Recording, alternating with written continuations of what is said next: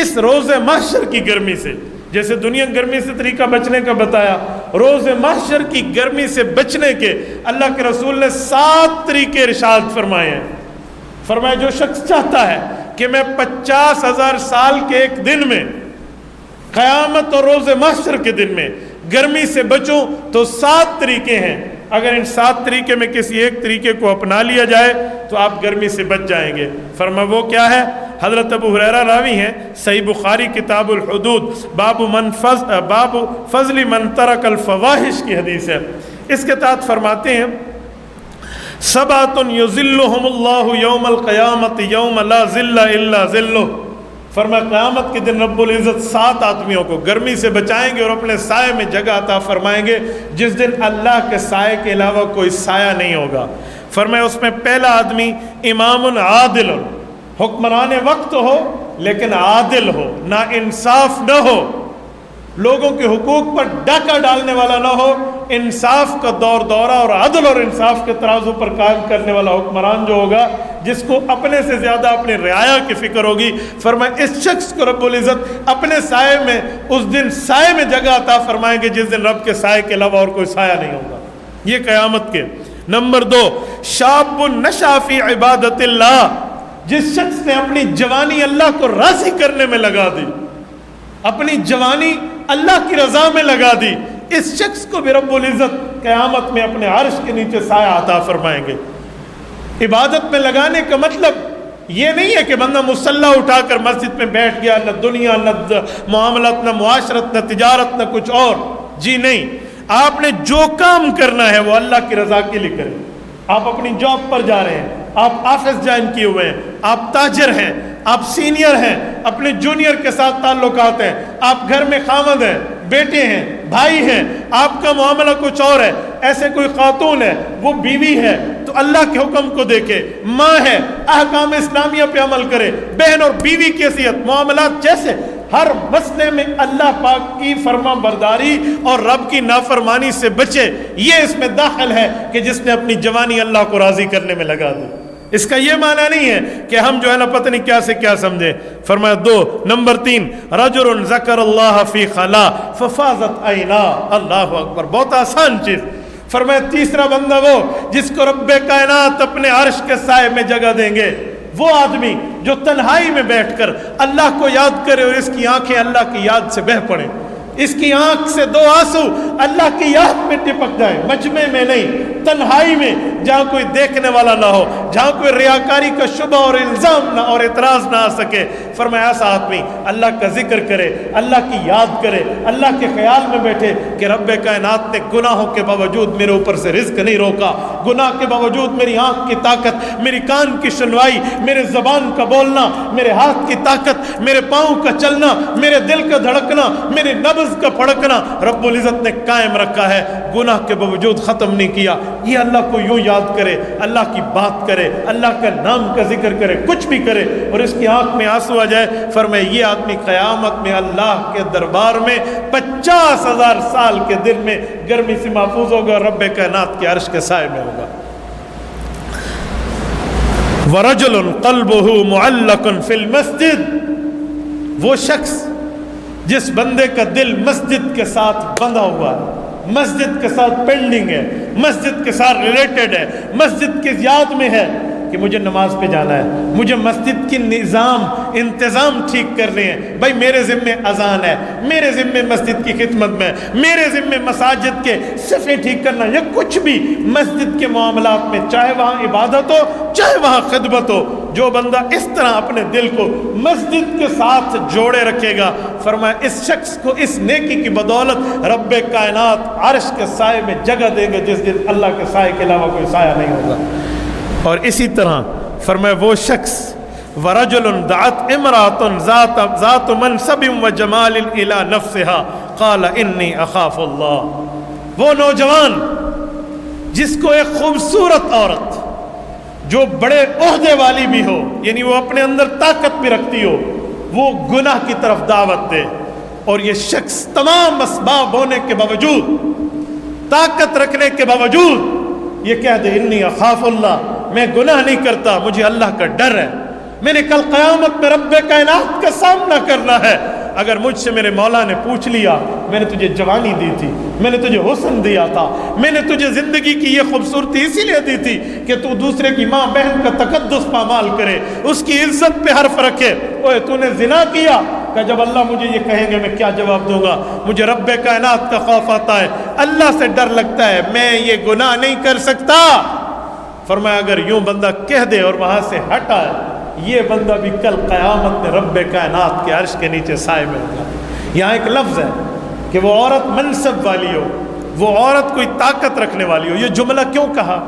یہ اس لیے کہا کہ منصب والی یہ بھی الزام لگا سکتی ہے کہ مجھے چھیڑنے آیا تھا, یہ بھی ہو سکتا ہے نا, وہ پکڑوا بھی سکتی ہے, وہ ظلم و تشدد بھی کروا سکتی ہے. یہاں دیکھنا ہو تو سیدنا یوسف علیہ السلام کے کردار کو دیکھو. رب کائنات نے ایسے حسن سے نوازا تھا کہ اس امت میں اس جیسا حسین کوئی نہیں تھا. عورتوں نے دیکھ کر انگلیاں اپنی چھریوں سے کاٹ لی تھی کہ پھل کاٹ رہے ہیں یا انگلی, انہیں پتہ نہیں تھا. دیدار حسن کی چاشنی اتنی تھی, 7 کمروں کے دروازوں کو تالا لگا کر 8ویں کمرے میں بلا کے بادشاہ کی بیوی نے جب گناہ کی دعوت دی, قرآن کریم کہتے ہیں وَلَقَدْ هَمَّتْ بِهِ وَهَمَّ بِهَا لَوْلَا أَن رَّأَىٰ بُرْهَانَ رَبِّهِ. یوسف علیہ السلام نے رب کائنات کی طاقت پہ بھروسہ کیا. دنیا کی طاقتوں, دنیا کی بادشاہتوں کے منصب کو پاؤں کی ٹھوکر سے اڑایا اور سامنے دیکھا دروازہ بند ہے, کنڈی لگی ہوئی ہے, لاک ہے, دروازے پر تالا لگا ہوا ہے, لیکن اللہ رب العزت کو دل میں پکار کے کہا میرے مولا اس سبب کو توڑنا تو مسبب الاسباب کا کام ہے. میں سمجھ رہا ہوں دروازہ بند ہے, میں دیکھ رہا ہوں مکفل اور تالا لگا ہوا ہے, لیکن میں اس طرف جاؤں گا, سبب اختیار کرنا میرا کام, اس سبب کو پایا تکمیل تک پہنچانا تیرا کام. یوسف علیہ السلام پہلے دروازے پہ آئے, تالا ٹوٹا, کنڈی کھلی, دروازہ کھلا. دوسرے پہ آئے, تالا ٹوٹا, کنڈی کھلی, دروازہ کھلا. یوں 7 دروازے کراس کر کے باہر آئے ہیں. تو رب کائنات نے نعوذ باللہ ان لوگوں کی حیثیت میں ان کی نظر غلام کی تھی, لیکن اس غلام کو بادشاہ کے تخت پر بٹھا کر دکھایا ہے. دیکھو منصب کو کیسے نظر انداز کیا, طاقت کو کیسے پس پشت ڈالا, اور ان کی دولت کو کیسے ہٹایا, اور رب کائنات پر حضرت یوسف علیہ السلام نے اعتبار کیا. تو وہ شخص جو یوں کرے, فرمائے یہ بندہ بھی جو گناہ کرتے ہوئے کر سکتا تھا پر نہ کرے, یہ بھی اللہ کے عرش کے سائے میں ہوگا. اور رب کائنات اس پر اس دن یوں غفور اور رحیم ہوں گے کہ یہاں اور کوئی نہیں ہوگا, اور یہ اللہ کے سائے میں. اور 7واں آدمی وہ خوش قسمت ہے. رسول اللہ صلی اللہ علیہ وسلم نے فرمایا وَرَجُلٌ تَصَدَّقَ بِصَدْقَةٍ فَأَخْفَاهَا حَتَّى لَا تَعْلَمَ شِمَالُهُ مَا صَنَعَتْ يَمِينُهُ. فرمایا جو خفیہ صدقہ کرے, اعلانیہ نہیں, بتا کر نہیں کہ میں اسے دیتا رہتا ہوں, میں اس کی کفالت کرتا ہوں, میں نے اسے کچھ دیا, میں نے اسے کچھ دیا, 2 روپے بھی دو اور اس پر ایک پکچر لے کر دنیا کو بھی دکھاؤ اور غریب کی غربت کا مذاق اڑاؤ, وہ نہیں. فرمایا وہ جو خفیہ صدقہ کرے. حدیث پاک میں اللہ کے رسول نے فرمایا کہ دائیں ہاتھ اگر خرچ کر رہا ہو تو بائیں کو پتہ نہ چلے. اس سے مراد یہ نہیں ہے کہ آپ بائیں ہاتھ سے صدقے کا پیسہ گن نہیں سکتے بھی بائیں کو پتہ چل گیا, یوں نہیں ہے. مراد ہے کسی کو بتاؤ, یہ نہیں ہے, ورنہ آپ بائیں سے دے دیں, دائیں کا مسئلہ ہے, دائیں سے دے دیں, دونوں سے گن لے, نو پرابلم. لیکن یہ فرمایا جا رہا ہے کہ اس طرح جو بندہ کرے گا یہ آخرت کی گرمی سے رب العزت کے دربار میں محفوظ ہوگا. تو ہم جہنم کی گرمی سے, آخرت کی گرمی سے, محشر کی گرمی سے یوں بچ سکتے ہیں. تبارك الذي نزل الفرقان على عبده ليكون للعالمين نذيرا. تو میرے دوستو, درود و سلام کی اہمیت ہے. میں نے اپنی زندگی کا جو تجربہ کیا ہے نا, میں 1000 دفعہ روز پڑھتا ہوں, میرا معمول ہے الحمدللہ, اور سالوں سے اللہ مجھے اس پہ قائم رکھے. اور میری یہی تمنا ہے کہ میری زبان سے آخری وقت میں بھی درود و سلام ہو, میں محبوب کا نام لیتا جاؤں, کیونکہ درود میں, سلام میں اللہ کا نام بھی ہوتا ہے یا نہیں ہوتا, ذکر اللہ بھی ہوتا ہے, ذکر حبیب خدا بھی ہوتا ہے, دونوں ہوتے ہیں. جب ہم کہتے ہیں اشہد ان محمد الرسول اللہ, کہتے ہیں نا رسول محمد الرسول اللہ, لا الہ الا اللہ محمد الرسول اللہ. اللہ نماز کے اندر سبحانک اللہ پڑھتے ہیں، پھر آگے التحیات میں نبی کا نام، درود میں اللہم صلی علی محمد وعلی آل محمد کما صلیت علی ابراہیم وعلی آل ابراہیم انک حمید، یہاں بھی اللہ کا نام اللہم سے شروع ہوتا ہے، یہ پہلے اللہ کا ذکر پھر نبی کا ذکر آتا ہے۔ تو ہر بات میں سمجھتا ہوں کہ یہ دونوں چیزیں ضروری ہیں۔ آپ اللہ کا ذکر کریں گے اور اللہ کے حبیب کا کریں گے یا نہیں کریں گے؟ درود و سلام پڑھو گے نہیں پڑھو گے؟ مجھے ایک درود کی اجازت مدینے سے ملی تھی، میں آپ کو دے دوں۔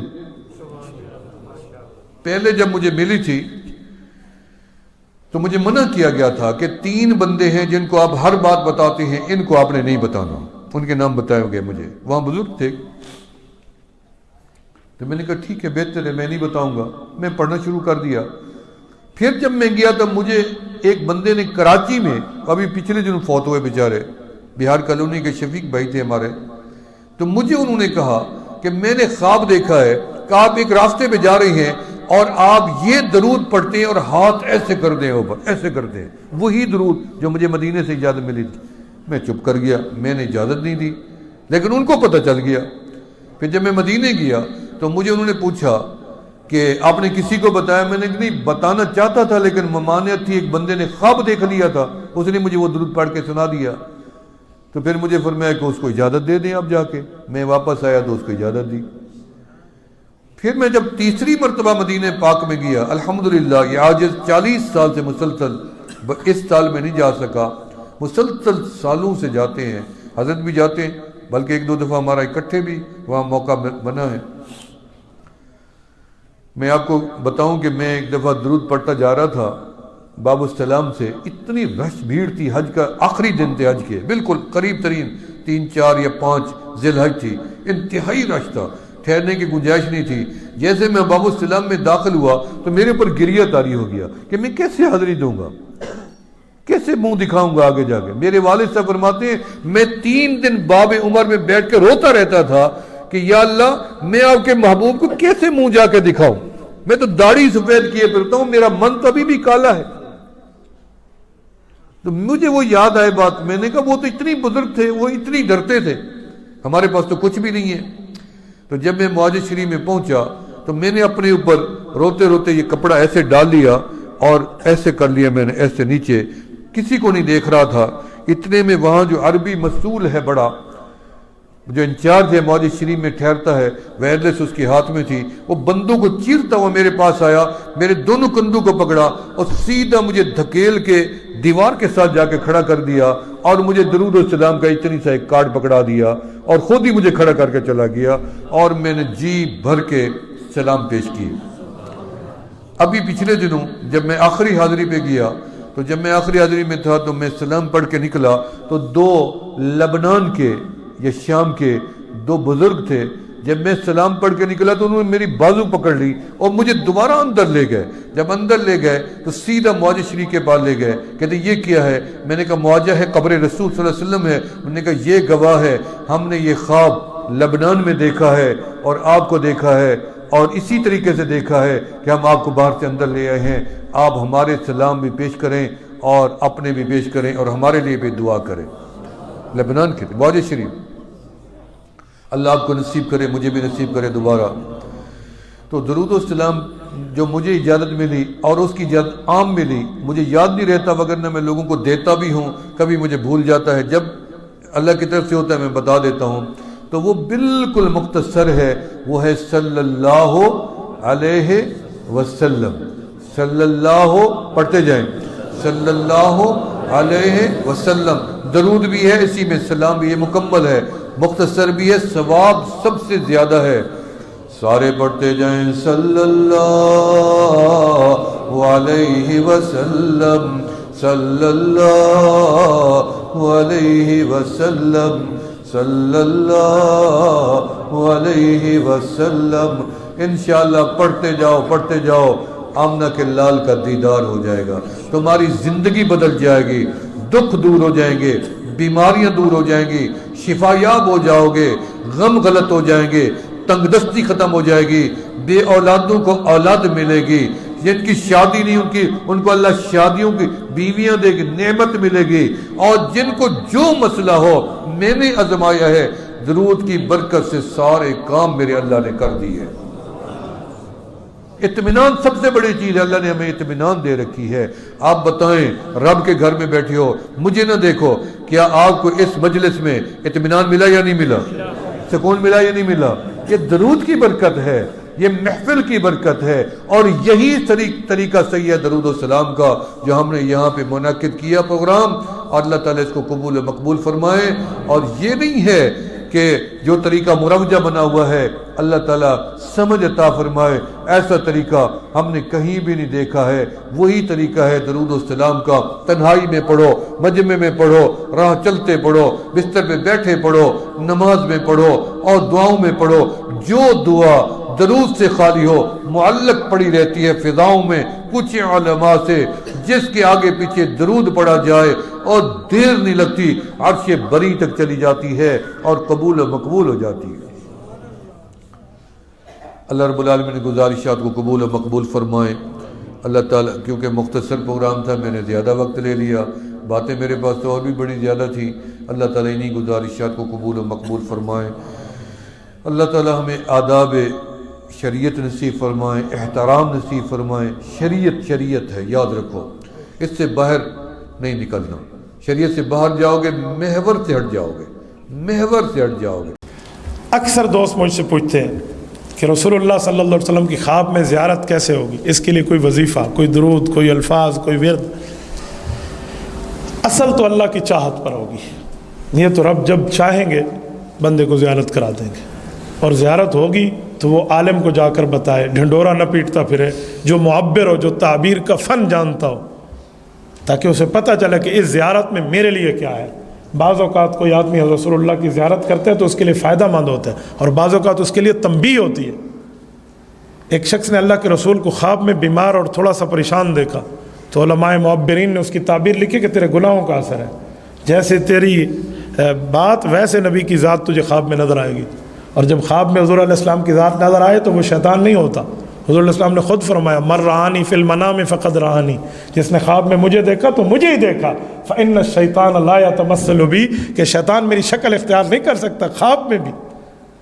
تو زیارت کی کیا ترتیبیں ہیں؟ کثرت سے درود ہونا چاہیے۔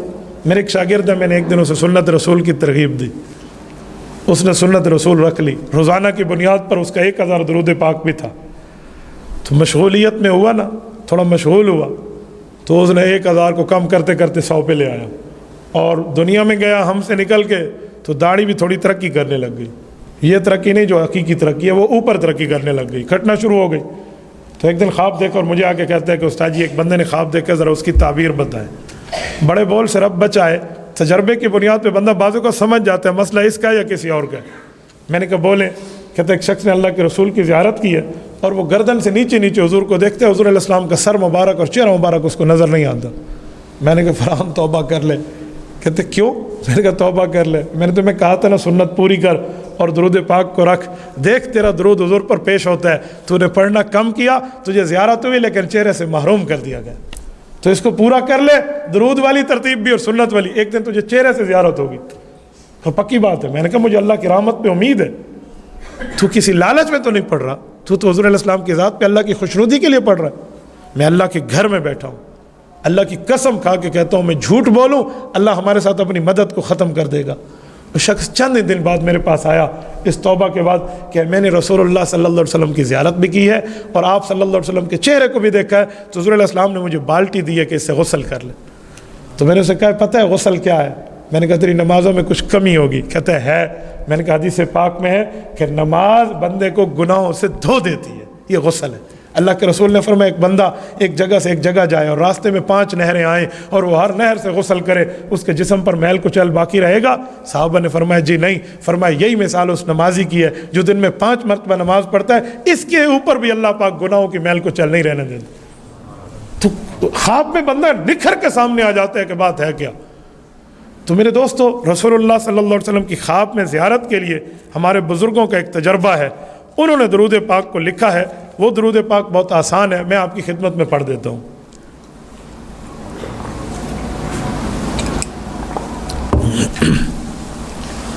اگر کوئی شخص اس درود پاک کی کثرت کرے تو امید کامل ہے کہ جیسے مشائخ بزرگوں کو زیارات اس درود پر ہوتی رہی ہیں تو اس شخص کو بھی انشاءاللہ تعالی حضور پاک صلی اللہ علیہ وسلم کی زیارت خواب میں ہوگی۔ وہ درود ہے اللہم صلی علی روح محمد فی الارواح وصلی علی جسد محمد فی الاجساد وصلی علی قبر محمد فی القبور صلی اللہ علیہ وآلہ وسلم۔ اس کا اردو ترجمہ ہے، اے میرے مولا آپ درود و سلام بھیجیے اس رسول اللہ صلی اللہ علیہ وسلم کی روح اقدس پر جو تمام ارواحوں میں سب سے اعلیٰ۔ آپ درود پاک بھیجیے رسول اللہ کے جسم اقدس پر جو تمام اجساد سے اعلیٰ، حضور علیہ الصلوۃ والسلام کی قبر پر رحمتیں اتار جو تمام قبور میں اعلیٰ۔ ترجمہ اس لیے بتا رہا ہوں تاکہ پڑھتے ہوئے بندے کو سمجھ آئے میں کیا پڑھ رہا ہوں۔ تو اس درود پاک کی کوئی کثرت کرے، کوئی اس کو کثرت سے پڑھے، اور درود پاک باقیوں بھی ہو صلی اللہ علیہ وآلہ وسلم، حضور کی آل کو بھی ساتھ شامل کرنا چاہیے۔ یہ کر لیں، خدا کی قسم مسلمان زیارت نبوی سے محروم نہیں رہتا، جب ہوگی ضرور۔ میرے پاس کارگزاریوں کے رجسٹر ہیں، رجسٹر بتا سکتا ہوں آپ کو اتنے زیادہ۔ چھوٹے چھوٹے بچوں کو زیارت ہے، یہ 12 سال کی عمر میں ہے، 13 سال کی عمر میں ہے، یا ابھی بالغ اور اس نے نمازیں شروع کی ہیں، بوڑھوں تک کی میں آپ کو زیارات کی لسٹ دے سکتا ہوں۔ میں نے یہ چیزیں سمجھی ہیں، سنی ہیں، دیکھی ہیں۔ میرے ساتھ ایک شاگرد ہے، ان کو ایک مرتبہ رسول اکرم صلی اللہ علیہ وسلم کی زیارت، وہ ایک تفصیلی خواب ہے اس کا، وہ اس درجے پر فائز ہے رسول اللہ کے قرب میں کہ وہ خواب میں آپ علیہ السلام سے گفتگو کر رہا ہے، بات پوچھ رہا ہے، بات کا جواب دے رہا ہے، اسے یاد ہے۔ میں ایک بچے کو جانتا ہوں، اسے میں نے کہا بیٹا یہ عقیدہ ختم نبوت کی چھوٹے سے رسالے تھے مرزائیت کے رد میں، یہ عقیدہ ختم نبوت کے رسالے تھے، میرے خیال میں ہو گئے کہ 200-300 پمفلٹ تھے۔ میں نے کہا آپ جمعہ کی نماز میں یہ بانٹ لیں، عوام کو دے دیں حضور علیہ السلام کی ختم نبوت۔ ختم نبوت کا کام تو ایسا ہے جیسے حضور کی سفارش کا کام ہو۔ تو اس نے یہ بانٹے، نابالغ ہے، مجھے آ کر خواب میں جواب بتاتے ہیں، کہتے ہیں استاد جی میں نے رات خواب دیکھا ہے۔ کیا؟ مسجد نبوی کھلی ہوئی ہے، اکیلا میں بیٹھا ہوں، اللہ کے رسول بھی بیٹھے، حضرت ابوبکر عمر عثمان علی رضی اللہ عنہ بیٹھے، اور میں حضور علیہ السلام کی مجلس میں بیٹھا ہوں اور بڑا خوش بیٹھا ہوں، اور حضور علیہ السلام مجھے دیکھ کر مسکرا رہے ہیں اور میرا تعارف خلفائے راشدین کو کرا رہے ہیں۔ یہ دیکھو حضور علیہ السلام کی ذات اقدس کے لیے کام ہے۔ کوئی پیغمبر، میرے ایک شاگرد ہے، میں نے ایک دن اسے کہا، میں نے کہا چھوٹے بچوں پر نرمی کیا کرو، مارا نہ کرو انہیں، دین کے کام میں آگے انہیں آیا نہ کرو۔ مطلب محفل کیا تھی؟ محفل ایک تھی محفل نعت، اس پہ چھوٹے بچے نیچے سے کہہ رہے تھے ہم بھی پڑھتے ہیں نعت، ہم بھی حضور پاک علیہ السلام کے لیے نعت پڑھتے ہیں۔ تو وہ ان کو کہہ رہا تھا جی تم نہیں پڑھو، بڑے بڑے ہمارے شعراء بیٹھے ہیں۔ تو میں نے اسے کہا یار تھوڑا گزارا، بڑے شعراء بھی پڑھ لیں گے۔ جب میری باری آئی نا، میں نے کہا میرا ٹائم کتنا ہے جی؟ 1.25 گھنٹہ۔ میں نے کہا میرا پورا آدھا گھنٹہ، 5-5 منٹ ان سب کو دو۔ کہتے یہ کیا؟ میں نے کہا نہیں 5-5 منٹ میرے ٹائم سے نکال کے ان کو دے۔ یار یہ بچے آج اسپیکر پہ آ کر پڑھیں گے، کل قوم کے معمار ہیں، کیوں ان کا حوصلہ توڑتے ہو؟ تو وہ تو لائن لگ گئی بچوں کی، پڑھنا۔ وہ مجمع میں جو بیٹھے تھے وہ بھی اٹھ کے آنے لگے، کوئی 1 شعر پڑھ رہا ہے، کوئی 2 پڑھ رہا ہے، کوئی آیت پڑھ رہا ہے، کوئی کیا پڑھ رہا ہے۔ پورے کے پورے 20-25 منٹ میں مجمع سے ہر بچے نے پڑھ لیا، اور جس نے میری بات مانی نا، رات کو اس کو رسول اللہ صلی اللہ علیہ وسلم کی زیارت ہوئی۔ تو یار اس سے اندازہ لگائیں کہ آپ تھوڑی سی بچوں پر نرمی تو کریں۔ حدیث میں نہیں ہے کہ جو بڑوں کی عزت نہیں کرتا، چھوٹوں پر نرمی نہیں کرتا، علماء کا احترام نہیں کرتا، وہ امت میں کس منہ سے امتی کہلاتا ہے؟ تو درود پاک کی محفل، درود پاک کی سمجھ، درود پاک کی برکت، درود پاک کی عبادت، درود کی سعادت لینی چاہیے۔ اللہ آپ کو رب صراط مستقیم عطا فرمائے، رسول اللہ پر کثرت سے درود پاک پڑھنے کی توفیق عطا فرمائے۔ ایک بار سارے درود ابراہیمی پڑھ لیں، پھر اس کے بعد ختم کرتے ہیں۔ اللہم صلی علی محمد وعلی آل محمد کما صلیت علی ابراہیم وعلی آل ابراہیم انک حمید مجید۔ اللہم بارک علی محمد وعلی آل محمد کما بارکت علی ابراہیم وعلی آل ابراہیم انک حمید مجید۔ میرے مولا تیرے پاس ساری طاقتیں ہیں، تیرے پاس ساری قدرتیں ہیں، تیرے پاس ساری پاور ہے۔ آپ ہمارے اس درود پاک کو رسول اللہ صلی اللہ علیہ وسلم پر پیش فرما دیں، ہماری طرف سے ہمارے پیغمبر صلی اللہ علیہ وسلم کو بہترین جزائے خیر عطا فرمائیں۔ جزا اللہ تعالی انا محمد صلی اللہ علیہ وسلم ما هو اہلہ۔ تبارك الذي نزل الفرقان على عبده ليكون للعالمين نذيرا۔ دنیا اور دنیا والے بعض اوقات اتنے سخت دل ہو جاتے ہیں کہ اس کا تصور نہیں کیا جا سکتا۔ اب توجہ رکھنا، ساری زندگی باپ پال پوس کے بڑا کرتا ہے نا، بچوں کو اور مال دیتا ہے، دولت دیتا ہے، ان کی فکر کرتا ہے، جان کو پگھلا دیتا ہے. جب باپ فوت ہو جائے نا، آپ نے کبھی دیکھا ہے کوئی بیٹا کہہ دے کہ ابو کو دفن نہیں کرنا، ابو باہر پڑے رہے؟ سب کہتے ہیں اب یہ لاش ہے. اب ابو کوئی نہیں کہتا، نام چھن گیا ہم سے. کپڑے نہیں ہیں، قمیض اور شلوار نام چھن گیا، اب کفن ہے. کہاں رکھیں؟ قبر میں. خود مٹی ڈال رہے ہوتے ہیں اوپر. تو کیا دنیا اور کیا دنیا کی یاریاں، کیا دنیا اور کیا دنیا کا تعلق، کیا دنیا اور کیا دنیا کے معاملات. تو میری ماؤں بہنوں، آج کی محفل ہمیں ایک میسج دیتی ہے، متاع الی حین. دنیا کے جتنے فوائد ہم نے استعمال کیے وہ ایک وقت مقررہ تک ہے، اس کے بعد ہم نے دنیا چھوڑ کے جانا ہے. بس یہ یاد رکھیں اور یہ بات بھی ذہن میں رکھیں کہ جو بندہ دنیا کے معاملات اللہ کے حوالے کر دیتا ہے کہ میرے مولا میں آپ کی تقدیر پہ راضی ہوں، وہ کبھی پریشان نہیں ہوتا. کیوں؟ وہ اللہ کے حوالے کر دیا اس نے. ہم لوگ پریشان کیوں ہوتے ہیں؟ ہم اچھی راحت کو دیکھ کے خوش ہوتے ہیں اور بری تکلیف کو دیکھ کر پریشان ہوتے ہیں. کیوں؟ ہم نے معاملہ اللہ کے حوالے نہیں کیا. جب معاملہ اللہ کے حوالے کریں گے نا تو رب بندے کو ضائع نہیں کرے گا. قرآن کریم میں 18ویں پارے کے پہلے صفحے میں ہے، وَلَقَدْ خَلَقْنَا الْإِنسَانَ مِنْ سُلَالَةٍ مِّن طِينٍ. اللہ نے کھٹکتی ہوئی مٹی سے پیدا کیا. ثُمَّ جَعَلْنَاهُ نُطْفَةً، پھر اللہ نے پانی کی بوند میں بدلا. ماں کے سینے باپ کی کمر سے جمع کر کے باقی رحم میں رکھا، اور وہاں سے اللہ پاک نے کیا سے کیا ترتیبوں میں ہمیں مضغہ، علقہ، پھر جا کر ہڈیاں، پھر گوشت، اور پھر اس کے بعد اللہ پاک فرماتے ثم انشأناہ خلقا آخر، خوبصورت شکل، فتبارک اللہ احسن الخالقین. پانی پر تصویر بنا کے بندے کو پیدا کر دیا. یہ اللہ نے کیا ہے. تو جو اللہ ماں کے پیٹ میں ہمیں رزق دینا نہیں بھولانا، وہ دنیا میں نہیں بھولتا. یہ جو حدیث میں ہے نا کل مما یلیک، فرمایا یہ جو برتن ہو نا، اور بہت سے بندے 2-3 بیٹھے ہوں کھا رہے ہوں، تو حدیث میں اپنے سامنے والی جگہ سے کھاؤ جو آپ کے ساتھ ٹچ ہے. کل مما یلیک. حضرت انس کو اللہ کے رسول صلی اللہ علیہ وسلم نے فرمایا تھا، حضرت انس چھوٹے تھے تو حضور علیہ الصلوۃ والسلام نے فرمایا انس کل مما یلیک، سامنے اپنے قریب کی جگہ سے کھائیں. پوری امت کو سبق مل گیا. قریب سے کھانے کی فلسفہ اور حکمت کیا ہے؟ علماء نے لکھا ہے اس کی بنیادی حکمت یہ ہے کہ رضا بالقضاء، اللہ کی تقدیر پہ راضی ہوں. کہ کیسے؟ کہ دوسرے کے سامنے بوٹی اٹھاتا وہ ہے جو حرص میں ہوس میں مبتلا ہوتا ہے کہ میرے منہ میں چلی جائے. کہا جی نہیں، جب اللہ نے اس ٹائم کا تیرا کھانا تقدیر میں لکھا تھا تو تیری خواہش و ضرورت کو رب نہیں بھولا تھا. بس اپنے سامنے سے کھا، جو مل گیا سو مل گیا. کل مما یلیک. میرے دوستو، اصل جب ہم اللہ کے حوالے معاملات کرتے ہیں اللہ ہمیں ضائع نہیں کرتے، رب ضائع نہیں کرتے. پھر راحت اور پھر خوشی غمی برابر ہو جاتی ہے. حضرت مولانا رشید احمد گنگوہی، اللہ ان کی قبر پہ کروڑوں اربوں رحمت نازل فرمائے، دارالعلوم دیوبند کی ریڑھ کی ہڈی شمار ہوتے ہیں، فقیہ النفس ہیں. امام ابو حنیفہ کی روح ان میں بولتی تھی، اتنا رب نے انہیں سمجھ اور فقاہت عطا فرمائی تھی. شیخ حضرت مولانا شیخ ولید محمود الحسن کے استاد ہیں حضرت مولانا رشید احمد گنگوہی.